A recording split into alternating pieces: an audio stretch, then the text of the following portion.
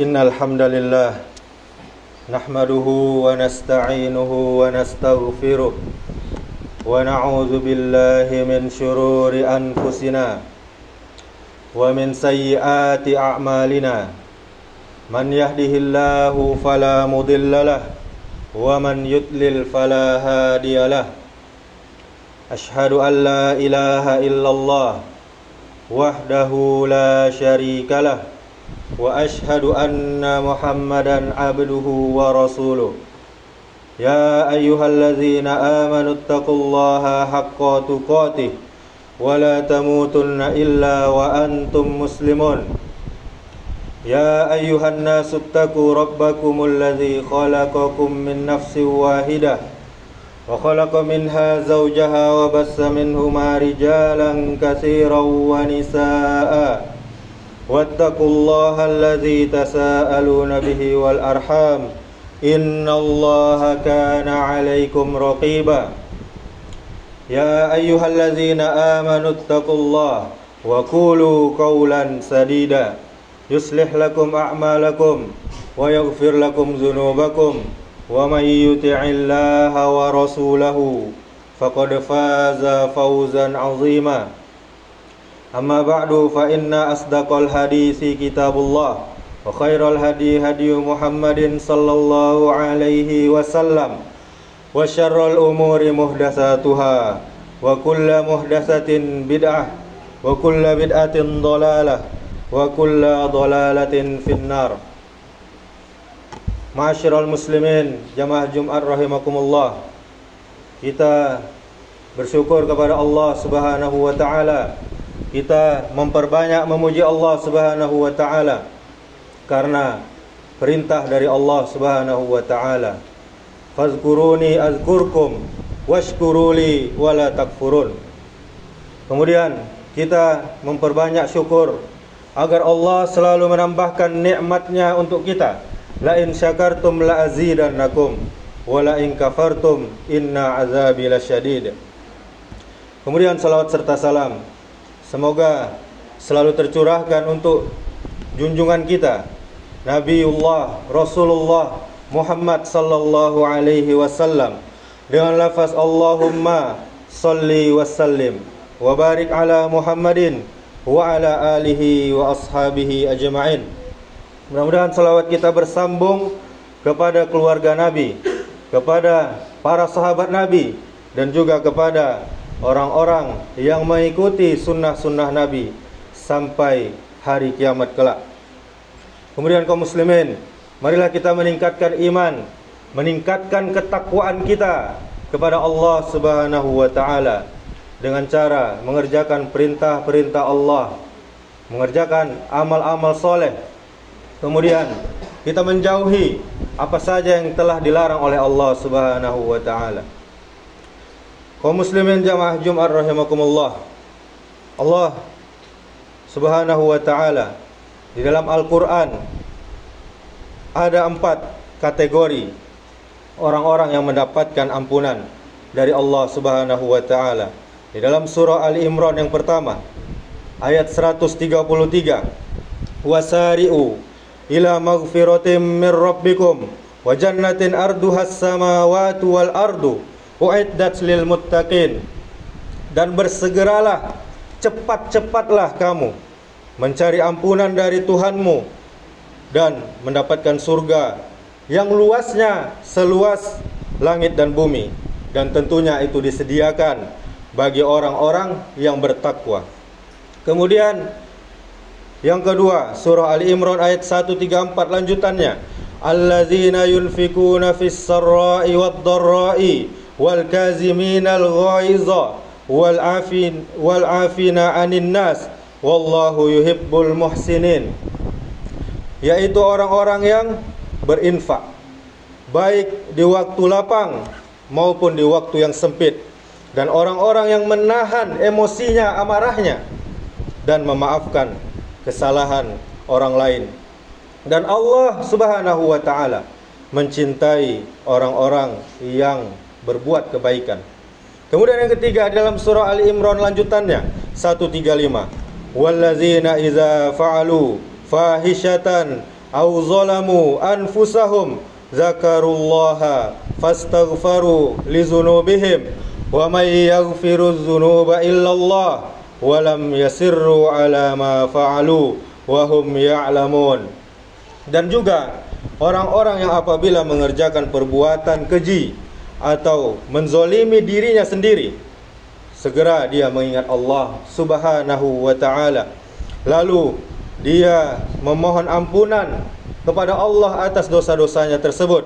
Dan siapa lagi yang dapat, yang bisa mengampuni dosa-dosa selain Allah, dan mereka tidak meneruskan perbuatan dosa itu sedang mereka mengetahuinya. Kemudian yang keempat, dalam surah Al-Imran lanjutannya 136, ulaika jazaohum maghfiratum mir rabbihim wa jannatun tajri min tahtihal anharu khalidina fiha wa ni'ma ajrul amilin. Balasan bagi mereka adalah ampunan dari Rabb mereka dan surga-surga yang mengalir di bawahnya sungai-sungai. Mereka kekal di dalamnya. Orang yang telah masuk surga, dia tidak akan dikeluarkan lagi selamanya. Dan itulah sebaik-baik balasan, sebaik-baik pahala bagi orang yang beramal. Kaum muslimin, jamaah Jumat rahimakumullah, ada 4 perilaku orang-orang yang bertakwa berdasarkan ayat-ayat yang kita bacakan tadi. Yang pertama, dia selalu istiqomah dalam menginfakkan hartanya di jalan Allah Subhanahu wa taala. Al-Qur'anul Karim menyebutkan orang-orang yang menafkahkan hartanya dengan ungkapan yunfikun.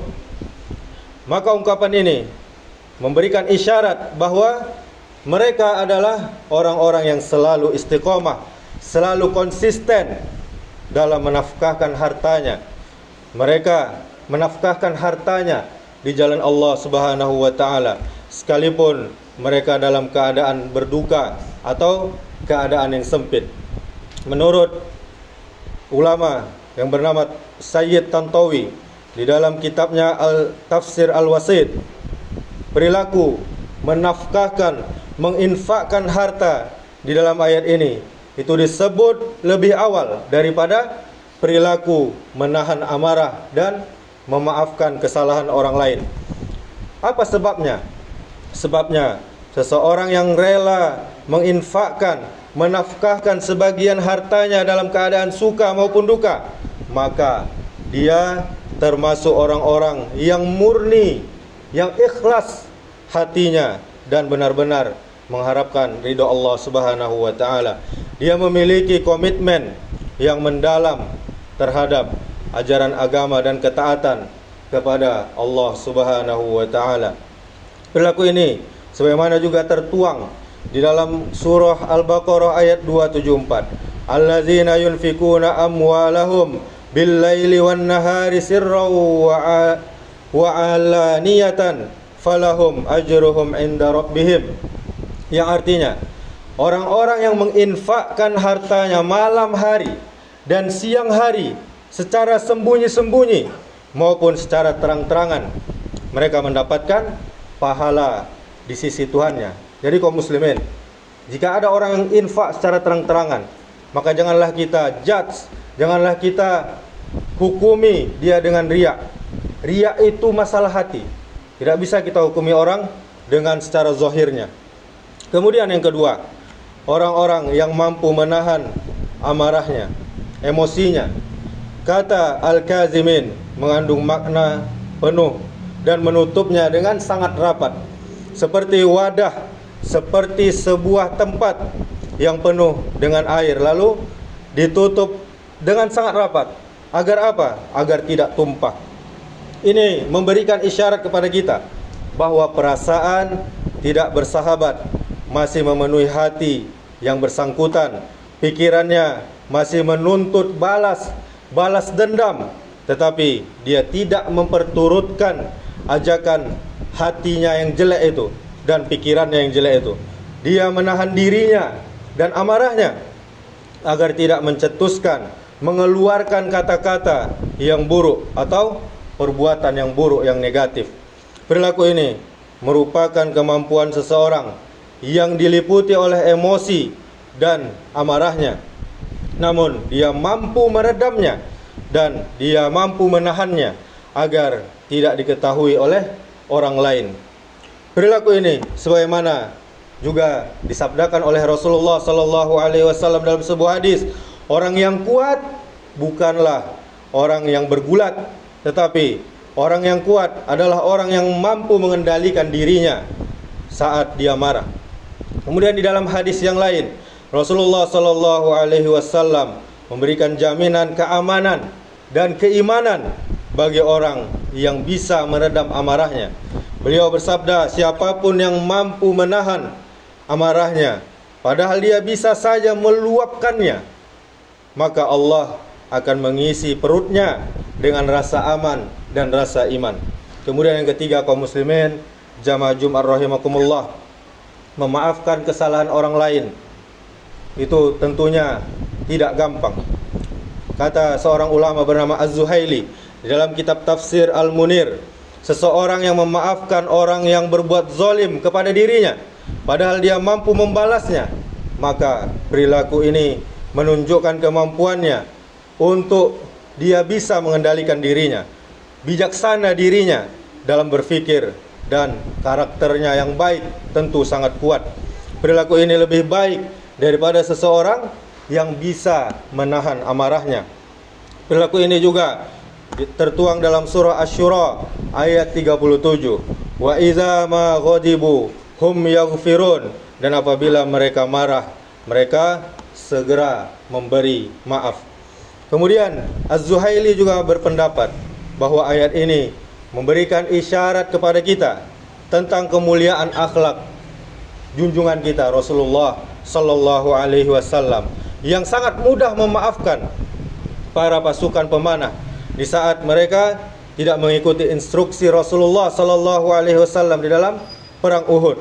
Beliau juga memaafkan perilaku orang-orang musyrikin yang menjadi penyebab kematian pamannya, yaitu Hamzah bin Abdul Muthalib. Kemudian di dalam sebuah riwayat, Rasulullah sallallahu alaihi wasallam menjelaskan bahwa seseorang yang ingin derajatnya Allah tinggikan, maka hendaklah dia memberikan maaf kepada orang-orang yang zalim kepadanya, yang menganiayanya, dan kemudian dia menyambung silaturahim kepada orang-orang yang memutuskan hubungan dengannya. Kemudian yang keempat, kaum muslimin, segeralah bertaubat kepada Allah Subhanahu wa taala. Jadi orang-orang yang mendapatkan ampunan oleh Allah Subhanahu wa taala, dia segera bertaubat kepada Allah, kembali kepada Allah ketika dia melakukan dosa dan maksiat. Kata fahisyah di dalam ayat tadi secara etimologi artinya adalah melebihi batas, melampaui batas, melewati batas di dalam melakukan perbuatan buruk. Di dalam kitab Mujawazah Al-Had fi Al-Su, seperti zina, mencuri, dan perbuatan lain yang termasuk dosa-dosa besar yang dilaknat oleh Allah Subhanahu wa taala. Kemudian menurut ulama As-Sa'rawi, para ulama berbeda pendapat tentang fahisyah. Ada yang mengartikannya semua perilaku yang dosa besar. Ada pula yang hanya membatasi pada perbuatan zina saja. Ayat ini, kaum muslimin jamaah yang dirahmati Allah Subhanahu wa taala, memberikan penjelasan kepada kita bahwa maksiat, kedurhakaan yang dilakukan seorang hamba selama dia segera sadar akan dosa-dosanya itu, maka tidak mencabut identitas ketakwaannya. Orang yang berbuat dosa besar itu tidak kafir, kaum muslimin, tidak kafir. Maka jangan sembarangan kita mengkafirkan orang lain. Hal ini juga membuktikan betapa realistisnya ajaran kitab kita Quranul Karim. Allah tidak menutup pintu, dan Allah juga tidak mengharuskan semua orang sebersih kain putih, sehalus sutra. Allah Subhanahu wa taala menerima hamba-hambanya yang sangat berdosa, yang berlumuran dosa, dan Allah Subhanahu wa taala bisa memasukkannya ke dalam kelompok orang yang bertakwa selama mereka sadar akan kesalahannya. Namun tentu peringkat ketakwaannya itu belum mencapai peringkat yang sempurna atau peringkat yang tinggi. Hal ini juga didasarkan hadis Nabi sallallahu alaihi wasallam yang diriwayatkan oleh Bukhari dan Muslim. Beliau bersabda, seorang hamba jika dia akui kesalahannya, lalu segera dia kembali bertaubat kepada Allah Subhanahu wa taala, maka Allah akan menerima taubatnya. Demikianlah, semoga kita termasuk hamba-hamba Allah yang selalu mengakui segala dosa-dosa kita. Semoga kita termasuk hamba Allah yang selalu bertaubat, dan semoga kita termasuk hamba-hamba Allah yang mendapat ampunan dari Allah Subhanahu wa taala. Aqulu qouli hadza wastaghfirullah li wa lakum wa lisairil muslimina innahu huwal ghafurur rahim.